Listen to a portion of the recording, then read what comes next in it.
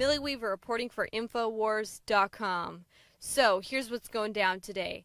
The Austin International Drag Festival. So you have all these headliners. You have Poo Poo Platter, May See Some Cocks, Eaton Johnson. I mean, I'll let you figure that one out on your own. And then E. So I came across E, and that's one of the headliners. And that looks like a boy dressed as a woman in drag. We've even recently seen Lactatia, the 8-year-old boy whose parents allow him to dress in drag so he can be paraded around at drag festivals. I'm gonna find out who's lactating today. I am a lactator, honey. Drag is an all ages thing.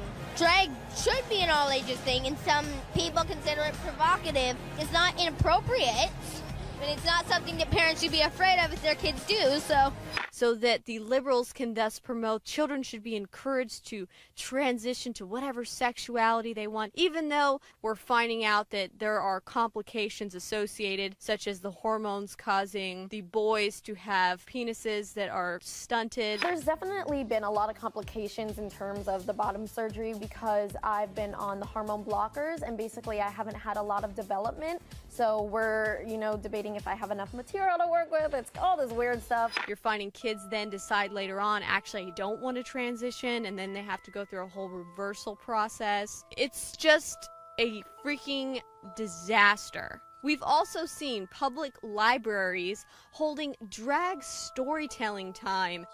Drag Queen Story Hour is fantastic because it addresses all of these issues of gender fluidity. Where children are brought to the library to then have a drag queen read them a story, thus normalizing and promoting this drag fetish culture to young children. There aren't a lot of kid drag queens. They're considered inappropriate, but inappropriate just means that you look good. I'm 8 years old, get it right. But do they really need to be being paraded around and given this knowledge into a taboo fetish-like culture at such a young age? That seems like a topic for kids that are much older. We're talking teenagers and even young adults, not for young school children. And when you start reading throughout their event festival page, it says several times that all ages are welcome. It's an all ages event. You have this overly raunchy, sexualized drag festival. People coming can buy hotel rooms. It's in a hotel. How easy would that be to engage in prostitution? I was kind of waiting for a pet parade to happen in the back. Like all these pets are adoptable. You could have a queens go and now all these queens are for adoption. Yeah.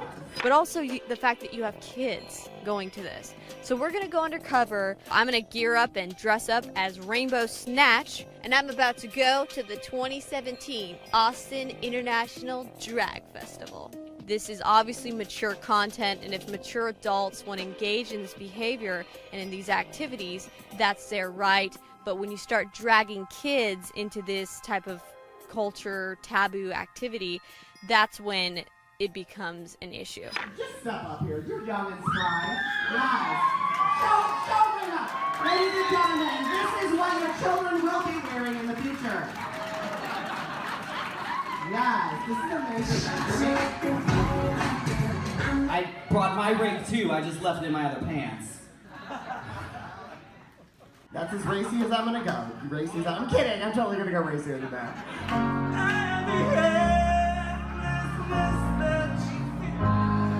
How many gays does it take to run a cable under the stage? Apparently more than 2. She had just dropped in from campus. Big thighs with a smoking canvas. Well, she ain't flying in on a bubble butt. Wasting, she a 10 with a bubble butt.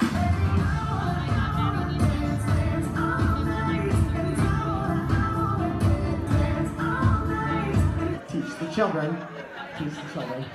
Whew, I'm all about education. I actually do story time with drag queens in Chicago. Right? Yes, family programming. Love it, yes. If all of the children in the audience could plug their ears, because I'm just kidding. Trump's our president, we can say whatever we want. Please welcome to the stage, Cunty Hornet! Ladies and gentlemen, Cunty Hornet, one more time.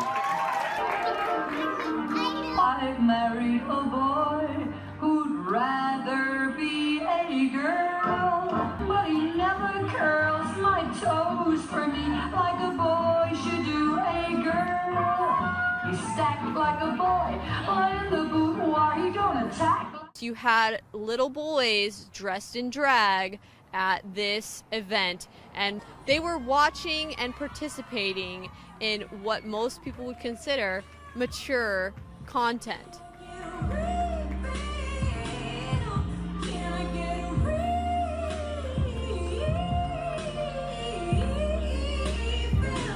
Now, what was most disturbing of all is the main act that closed out before this intermission was that of a young child. Please welcome to the stage the wonderful, the amazing, the dragnificent E.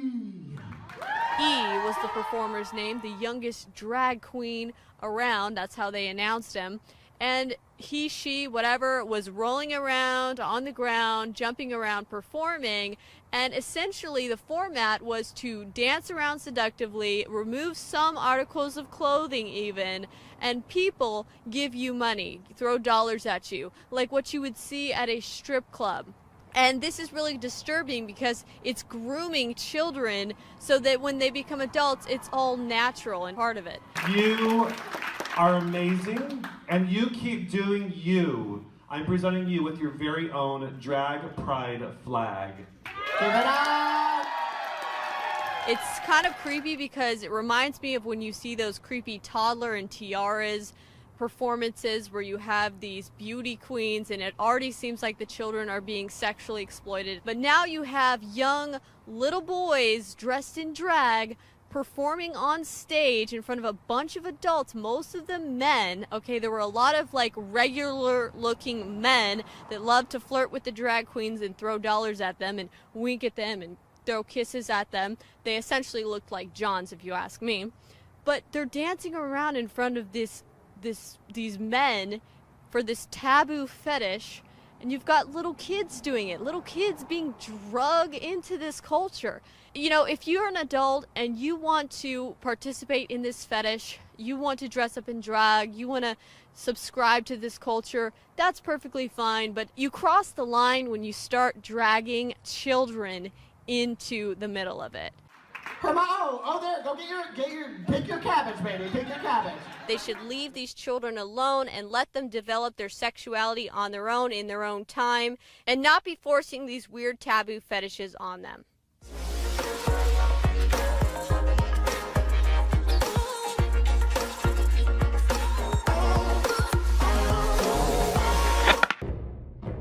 Thousands of years ago, there was a basic form of chivalry. Our ancestors would hear the drums of war, giving the warriors of the tribe a chance to organize and prepare a defense. 60 years ago, when foreign air forces were approaching filled with bombs, they had drums of their own, air raid sirens. But in the 21st century, there are silent weapons for quiet war. Pathogens added to the food and water, and to the lining of plastics that destroy our vitality, turn off our hormones, and accelerate our journey towards death. I personally counter this onslaught with Anthroplex. Anthroplex is designed with known organic concentrated herbs to create the basic foundation to normal metabolic activity inside the human body. Discover why Anthroplex is turning so many heads today. It's time for us to take our bodies back into our own hands, and it starts at InfoWarsLife.com with Anthroplex.